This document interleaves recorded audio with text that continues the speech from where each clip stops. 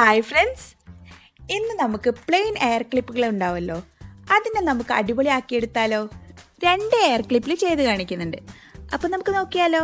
ഇത് ചെയ്യുന്നത് ക്ലോത്ത് വെച്ചിട്ടാണ്. ഞാനിവിടെ ക്രേപ്പ് ക്ലോത്താണ് എടുത്തിട്ടുള്ളത്. ഏത് ക്ലോത്ത് വേണമെങ്കിലും എടുക്കാം കേട്ടോ. നിങ്ങളുടെ കയ്യിൽ ഏത് ക്ലോത്താണോ ഉള്ളത് അത് യൂസ് ചെയ്തിട്ട് ചെയ്യാം. അപ്പോൾ നമുക്കൊരു ഫ്ലവർ ഉണ്ടാക്കിയെടുക്കാം. അതിനായിട്ട് ആദ്യം തന്നെ ക്ലോത്ത് ഒന്ന് മടക്കി കൊടുത്തിട്ട് അതിനെ റൗണ്ട് ഷേപ്പിലൊന്ന് വരച്ചെടുക്കാം.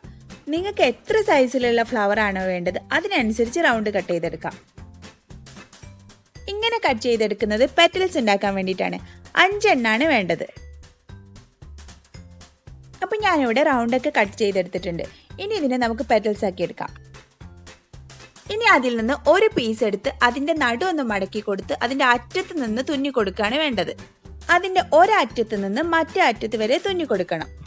അപ്പം നമുക്കതൊരു പെറ്റൽസ് ആയിട്ട് കിട്ടും. ഇത് നമുക്ക് ഏത് ക്ലോത്തിൽ വേണമെങ്കിലും ചെയ്തെടുക്കാം കേട്ടോ. ഇങ്ങനെയുള്ള 5 പെറ്റൽസ് ഉണ്ടാക്കിയിട്ടാണ് നമ്മളൊരു ഫ്ലവർ ഉണ്ടാക്കിയെടുക്കുന്നത്. ഈ ഫ്ലവേഴ്സ് നമുക്ക് എയർ ക്ലിപ്പിൽ മാത്രമല്ല കേട്ടോ, ഹെയർ ബാൻഡുമിൽ അതേപോലെ ഡ്രസ്സിലൊക്കെ ചെറിയ ഫ്ലവേഴ്സ് ആക്കിയിട്ടും ചെയ്തെടുക്കാം. ഇപ്പം നമുക്ക് ഒരു പെറ്റൽസ് റെഡിയായി. ഇതേപോലെ തന്നെ ബാക്കിയുള്ള പെറ്റൽസ് റെഡിയാക്കിയെടുക്കാം. 2 പെറ്റൽസും കൂടി ഉണ്ടാക്കി കാണിക്കാം കേട്ടോ. ഇത് നമുക്ക് വളരെ ഈസി ആയിട്ട് തന്നെ ഉണ്ടാക്കിയെടുക്കാം. പ്ലെയിൻ ടോപ്പിലൊക്കെ ചെറിയ ഫ്ലവേഴ്സ് ആയിട്ടും വലിയ ഫ്ലവേഴ്സ് ആയിട്ടും ചെയ്തു കൊടുക്കാം.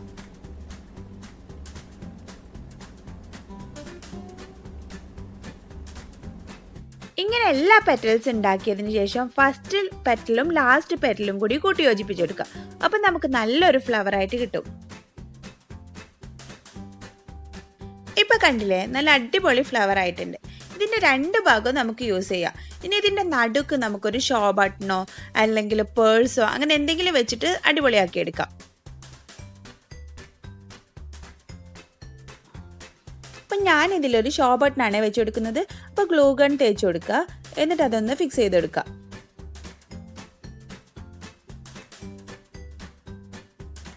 അപ്പം നമുക്ക് അടിപൊളി ഫ്ലവർ കിട്ടിയിട്ടുണ്ട്. അപ്പം അതിൻ്റെ ലുക്ക് തന്നെ മാറിയില്ലേ. ഇനി നമുക്ക് ഈ ഫ്ലവറിനെ എയർ ക്ലിപ്പിൽ ഫിക്സ് ചെയ്തെടുക്കാം. ഈ ഫ്ലവർ എവിടെയാണോ നിങ്ങൾക്ക് ഫിക്സ് ചെയ്യേണ്ടത് അവിടെ ഗ്ലൂ തേച്ചിട്ട് ഫിക്സ് ചെയ്തെടുക്കാം. ഞാനിത് ഈ എൻഡിലാണ് ഫിക്സ് ചെയ്തെടുക്കുന്നത്. അടിപൊളി എയർ ക്ലിപ്പ് റെഡി ആയിട്ടുണ്ട്. അപ്പം നിങ്ങളൊന്ന് ഈ ഫ്ലവർ ഉണ്ടാക്കി നോക്കൂ കേട്ടോ. അപ്പോൾ എയർ ക്ലിപ്പ് ഇല്ലെങ്കിലും ഫ്ലവർ നമുക്ക് ഡ്രസ്സിലൊക്കെ വെക്കാലോ.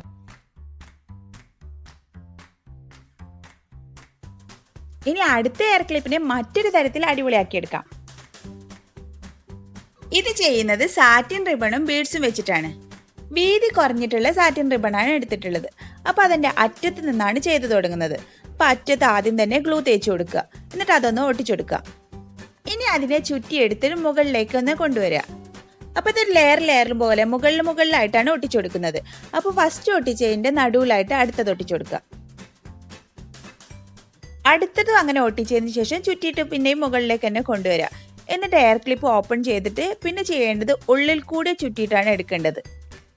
ഇതുപോലെ ഫുള്ളായിട്ട് ചുറ്റിയെടുക്കുക.